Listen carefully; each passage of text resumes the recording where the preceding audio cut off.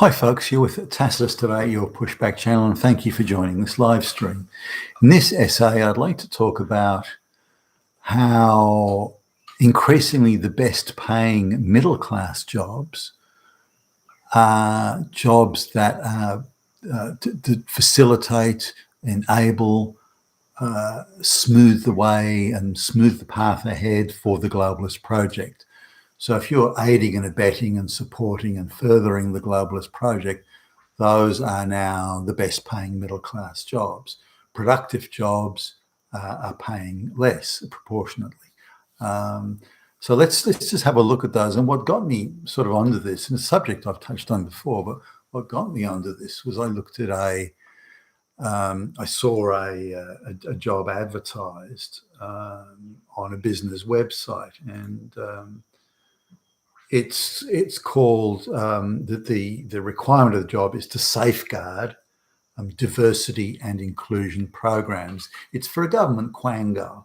Now I don't even know what safeguard means, but the job description on the website said that it was to monitor the success of the programs in terms of what their objectives were, how many black lesbians got hired last week and that sort of thing, and then and this reports directly to the CEO. It's actually a clerk's job, but because of the way the ideology goes these days, it's a direct globalist.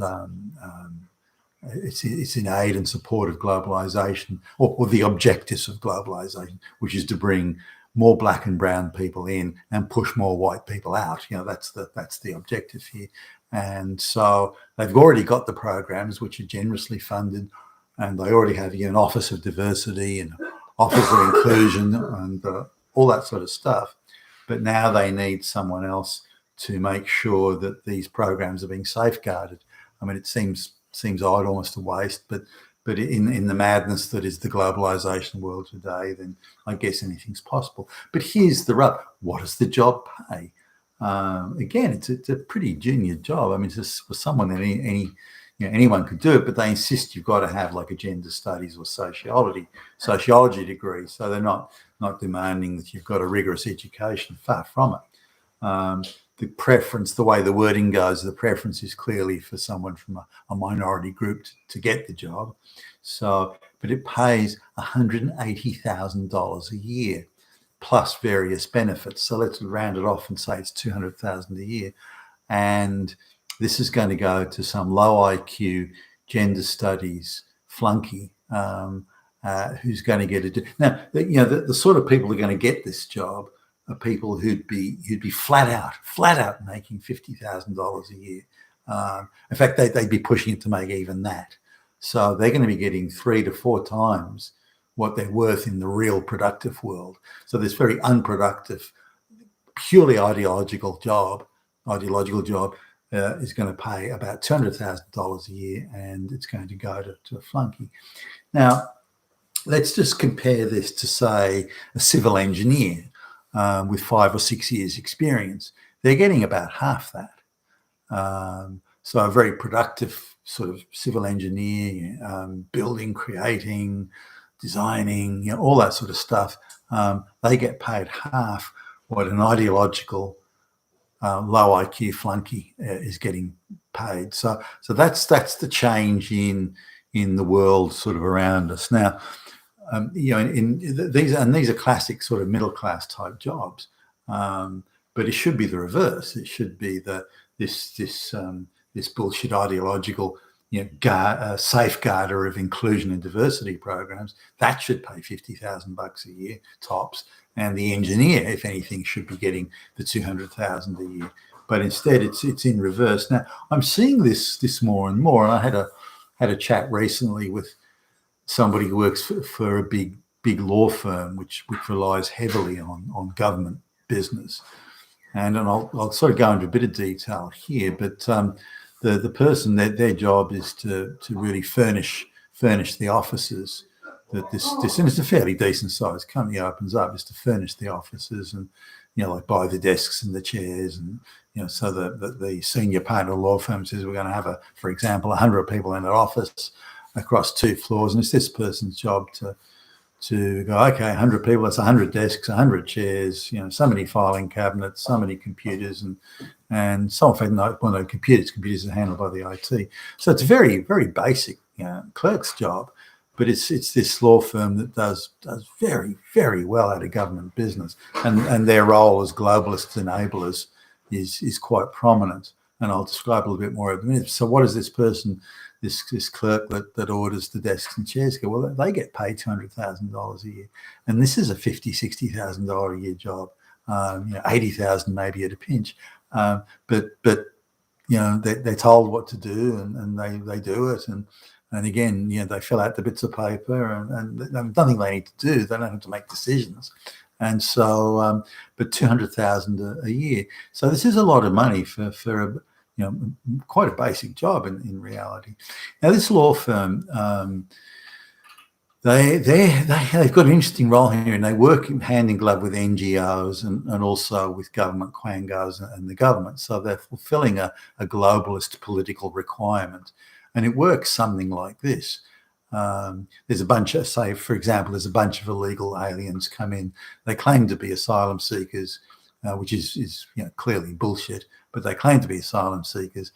And magically, these people are able to get top quality legal representation. They're able to file documents in the Supreme Court and the Supreme District Courts and courts of appeal, and they can run through a 5-year cycle of legal appeals and so on, costing hundreds upon hundreds of thousands of dollars. But they don't have to pay. It's all covered. The government, the taxpayer pays it, or well, no, they actually doesn't. They do in the longer term. But what happens is these gallant lawyers appear and say, well, we'll represent these people, these poor people, these oppressed brown black people, the evil white Nazis are trying to keep out of the country, fascist Hitlers everywhere, and we're going to represent these people for free, pro bono. We'll do it for free. And now these are people who like money, and lots of it.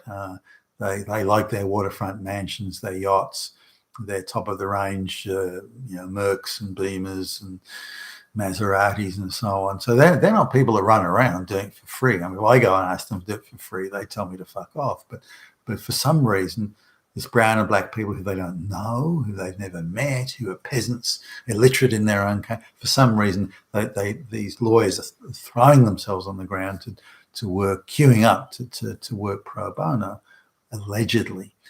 Now, what actually happens is they're given vast amounts of government work, which is kind of open-ended. The rate seems to be somewhere between $1,000 and $1,500 an hour for anything they do, whether it's photocopying or doing anything. And also, there seems to be just an endless. There are people who are working 37 hours in one day and getting paid for it. Now, when you're on $1,500 an hour and you're doing 37 hours in one 24-hour day, you're pretty fucking good. So there's no accounting, there's no real oversight here. The government is just shoveling vast sums of taxpayer money into the pockets of these law firms, and the senior partners are doing very nicely, thank you. And they're then doing the government bidding to create legal precedents. So when another illegal alien turns up and has a similar sort of case, then it can be argued, well, look at the precedent here. These people have to stay. They have to be given asylum or have to be allowed to live in the country. And so they're busily establishing all these legal precedents, which is what the government wants. It just makes it easier for the globalist controlled government to bring in more black and brown people while going through the pretense that there was a legal process in place, which there wasn't. The whole thing's a scam. But they're richly rewarding these legal firms that are doing the globalist bidding, and they're getting paid with torrents and rivers of taxpayer money to do it. So that's how the sort of the scam works, and that's working in tandem with NGOs and other activist groups. Now, coming back to the middle class sort of paying jobs, I've mentioned this one before. This is a 3-day a week job as a student organizer in one of the bigger Australian universities. Now that pays $200,000 a year for 3 days a week, for fuck's sake. Now the person who holds the role actually doesn't do anything productive. Their job is to mobilise a placard-waving student mob on demand. So if Donald Trump's coming to visit, then okay, we want 1,000 people on the street waving placards, screaming, "I hate Trump." Bingo, got it. And so that person's job is just to create agitator mobs, and they're working in tandem with like BLM and this sort of thing, and just get them on the street. Placards organised, bullhorns, chants, the whole thing. Organising with police to close off the streets and make it appear, and the media, coordinating with the media and the NGOs to make it look like it's grassroots, concerned citizens, when it's nothing of the sort. It's just a renter mob, an organised screaming mob to just be ready for the cameras to further the globalist objective. So somebody uses the wrong pronoun for a transgender, but bang, there's a mob out on the street. And so that person's role, position, their job is just to get screaming kids by the many hundreds, if not the thousands, out on the street at quick, short notice, to parade and perform for the cameras, and create this impression of clamoring from the people, when it's nothing of the sort.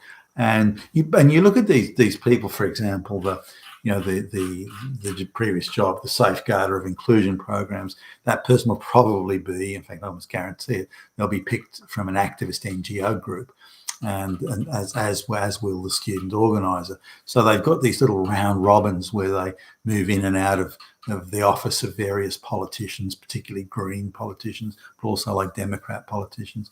And they'd work on the staff of Rashida Tlaib or Ilhan Omar and those people, and they'd be rotating in and out of that. They'd be getting jobs at CNN or various online blog sites or something like that, and they'll be doing